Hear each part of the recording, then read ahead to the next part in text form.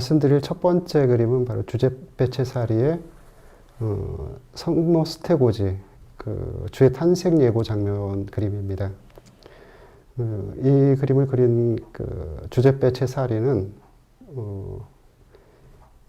1500년대 말에서 1600년대 초까지 활동하던 작가인데, 바로 이제 르네상스가 끝나고 다음 회기로 넘어가는 시대에 그 중간에 과도기라고 할 수 있는 그 매너리즘 시대의 작가입니다. 또 매너리즘 시대의 작가이기 때문에 매너리즘 작가라고도 하기도 하지만 바로크 양식을 가지고 있기 때문에 또 바로크 작가로도 분류할 수가 있는데요. 오늘 보실 이 그림은 바로 이제 성모님의 수태고지 장면을 보여주고 있는데요. 여기 성모님 그림, 성모님이 있고 등장인물은 이제 천사, 가브리엘 천사가 성모님께 나타나는 장면입니다. 또 하나 이제 그 두 인물과 달리 또 위에 상단부에 다른 그림이 또 보여지는데, 바로 이제 그 하늘의 아기 천사들과 성령이 하늘에서부터 내려오는 장면이 보여지고 있고요. 이 그림의 전체적인 분위기는 어둡고 그 주요 사건에 어떤 집중되어 있다는 것을 보여주고 있는데, 그 이전에 주제페 체사리 이전에 보여주던 양식과는 조금 다른 어떤 그런 모습을 보여주고 있어요. 바로 이제 그 보통 그 성모님의 수태고지 장면은 그 실내에서 그려지기도 하고 또는 실외에서 나타나는 경우는 거의 없고요.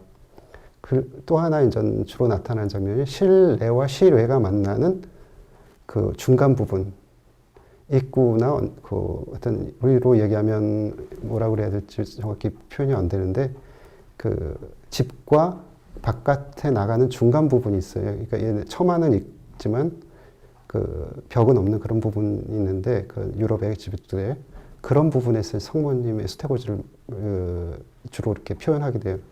그것은 왜 그러냐면 두 가지 생각을 가질 수 있는데, 하나는 뭐냐면 수태고지라는 장면이 일어나 어떤 역사적인 사건을 반영하기도 하고, 어떤 두 번째는 뭐냐면 심심적인 신앙적인 어떤 그런 모티브를 반영하기도 한다는 것이에요. 이 장면을 보면 완전한 신뢰인 것 같기도 하고, 그렇다고 또 완전 신뢰가 아닌 것 같기도 하고 그래요. 정확하게 표현되지 않았는데, 그래서 집에 이 두 인물이 보이는 뒤편에 큰 석조 건물이 보이고요. 그 다음에 바깥에서 들어오는 것인지 빛이 보이는 계단이 보이고 있어요. 그리고 이제 그 너머에 이제 천사들과 성령이 넘어오고 있는데, 이것이 갑자기 건물 상단부에 등장하고 있거든요. 그러니까 실외도 아닌, 실내인데도 불구하고 어떤 하늘이 열려 있다는 표현을 지금 보여주고 있는데, 예, 조금 어떤 현실적이지 않은 그런 기법이죠.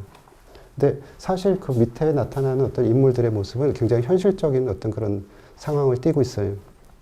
그럼에도 불구하고 어떤 비현실적으로 느껴지는 게 뭐냐면, 이 성모님과 이 가브리엘 천사의 그 비율이 전혀 다르게 나타나요. 그리고 또 그림을 자세히 보시면 알겠지만, 성모님과 이 가브리엘 천사는 각계의 그림처럼 느껴져요. 왜 그러냐면 그 성모님의 어떤 느껴지는 어떤 비율이라든가 자세라든가, 그리고 이 가브리엘 천사가 가지고 있는 비율과 그 자세는 별개의 어떤 행동으로 느껴지게 어떤 구성되어 있거든요. 그래서 같은 한 어떤 장소에 두 사람이 등장하지만, 그리고 또 이 등장된 인물들을 굉장히 현실적으로 표현했지만 그럼에도 불구하고 비현실적이라는 것이죠. 그래서 보면은 자세히 뜯어보면요, 이 두 인물이 등장하고 있지만 각기 다른 어떤 제스처를 취하고 있어요.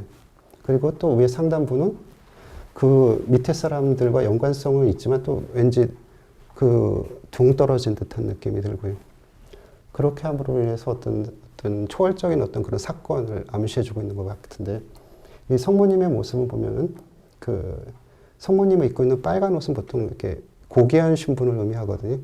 그리고 이 파란 망토의 이 색깔은 그 파란색이라는 것은 고대 이전 미술사에서 등장할 때 그 파란색 자체에 어떤 고귀함이 있었어요. 왜 그러냐면 이 파란색이라는 색깔을 만들기 위해서는 지금처럼 어떤 색깔을 화학적으로 만들어낸 색깔들이 아니고 그 색을 만들기 위해서 광물이라든가 식물이든가 그런 것을 채취해서 이렇게 인공적으로 갈고 해서 거기다 이렇게 유화제를 섞어가지고 색료를 썼는데 그 당시 이 파란색을 만들기가 굉장히 어려웠어요. 근데 이 파란색을 만들 수 있는 재료가 뭐가 있었냐면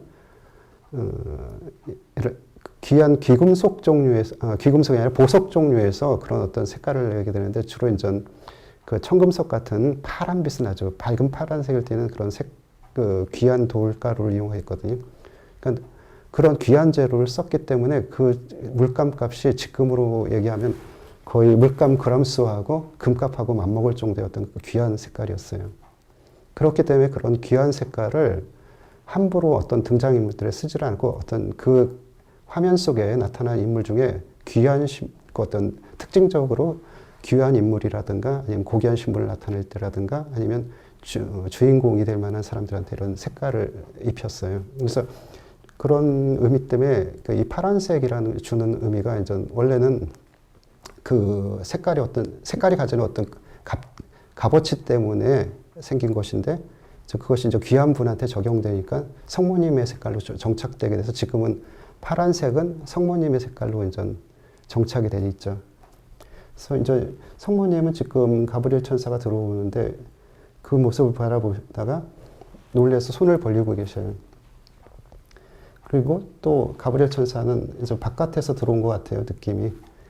천사가 이제 집 안에 들어왔는데 바깥에서 들어와가지고 금방 땅에 착취를 하고 날개를 펴고 있는 거면 금방 하늘에서 내려왔다는 것이 느껴지잖아요. 그래서 다리 부분이 이렇게 착지하는 모습이 그 금방 딱 도착해서 그 성모님께 어떤 그런 예고를 한 듯한 느낌을 보여주고 있는데 성모님을 향해서 이제 내려앉을 때 그 아주 존경과 존중의 표시로 이렇게 손을 모으고 있고 그 손 가운데 그 흰 백합을 가지고 있어요. 이 백합은 바로 이제 순결을 의미하는 그런 꽃이거든요. 그래서 성모님께 어떤 그런 성모님의 무죄하심, 순결하심을 의미하기도 하고요. 그래서 그런 의미로 이 천사는 등장하고 있고요. 그 너머에 이제 그 계단이 보이고 그 건물 위쪽에 지금 하늘이 열려 있고 그 성령이 내려오고 있어요. 그러니까 바로 이 성모님의 잉태는 성령으로 인한 것이라는 암시를 지금 가지고 있는 거거든요. 그래서 그 좌우에 성령이 내려오면서 그 구름이 펼쳐져 있고 구름 사이에 이제 좌우로 이제 아기 천사들이 펼쳐지고 있어요. 근데 이 구름이 의미하는 것은 아주 신적인 현현, 신의 어떤 존재, 임재, 그리고 어떤 그 성스러움, 그리고 또 신에 대한 어떤 그런 신비로움을 의미하는 그런 장치로 많이 등장하게 돼요. 그래서 그 구름이 의미하는 바는 바로 어떤 신적인 어떤 존재에 대한 어떤 신비라고 할까? 그런 어떤 것을 표현하기 위한 수단으로 장치로서 이렇게 등장하게 되는데 바로 이 구름이 이렇게 펼쳐지고 구름을 뚫고 바로 신이 자신의 모습을 보여주는 어떤 그런 장치를 보여주고 있거든요. 그래서 그 구름 속에 가려진 어떤 구약 성서 때부터 하느님이 어떤 구름 속에 나타났다. 그 연기 가운데 계셨다. 화산의 어떤 그런 표현 통해서 그 구름, 연기 뭐 그런 걸 통해서 하느님이 어떤 직접 바라볼 수 없는 존재이기 때문에 그걸 통해서 바라보게 되거든요. 근데 여긴 구름이 찢어지고 성령이 직접 내려오는 그런 모습을 보여주고 있거든요. 그러니까 그것의 어떤 그 놀라운 그 신비를 바로 하느님이 그 성령께서 자신을 보여내 주시는 그런 모습을 그런 자리라는 것이. 그래서 그 사건을 통해서 이렇게 하나 보여주고 있는데 여기 안에 또 하나 특징은 뭐냐면 이 주제페 체사리가 지금 매너리즘 작가로 이렇게 분류되고 있으면서도 불구하게 뭐냐면 바로크 화가라는 것을 또 보여주는 장면이 뭐냐면 바로크 그림 작품들의 특징이 뭐냐면 빛과 그 뭐랄까 에너지 같은 그런 활발한 운동성 그리고 또 어떤 그런 갑자기 어떤 그런 것을 보여주고 있는데 그런 특징을 잘 보여주고 있어요. 예를 들면 이 뒷배경을 어둠으로 처리하고 그 빛을 이 등장 인물들한테 비춰주고 있거든요. 뭐냐면 빛은 어둠 속에서도 드러나게 되는데 이 빛의 어떤 특징을 가지고 그다음에 이 빛의 어떤 그 활동성이라 그런 어떤 그 생동감 그런 것을 통해서 이제 나타나게 되는 게 바로 바로크 양식이거든. 근데 그 바로크 양식 회화의 어떤 특징들을 같이 가지고 있어요. 그래서 이런 구름의 어떤 움직임이라든가 그런 것들이 이 바로크풍을 다시 보여주고 있다는 것이. 그래서 어떤 전체적으로 보면은 좀 제가 보기에는 좀 이 등장인물들이 일반 어떤 그림에서 보여주는 어떤 그런 비율을 가지고 있질 않아요. 그럼에도 불구하고 어떤 신비를 보여주는 어떤 그런 하나의 도구로서 어떤 그런 것까지 깨버리는 어떤 고정적인 관념을 깨버리는 것이 아닐까 하는 생각이 들고요. 그 다음에 전체적인 어떤 그런 맥락에서 그 빛을 통해서 성모님의 어떤 잉태를 보여주고 있다는 생각이 들고요. 그래서 전반적으로 어떤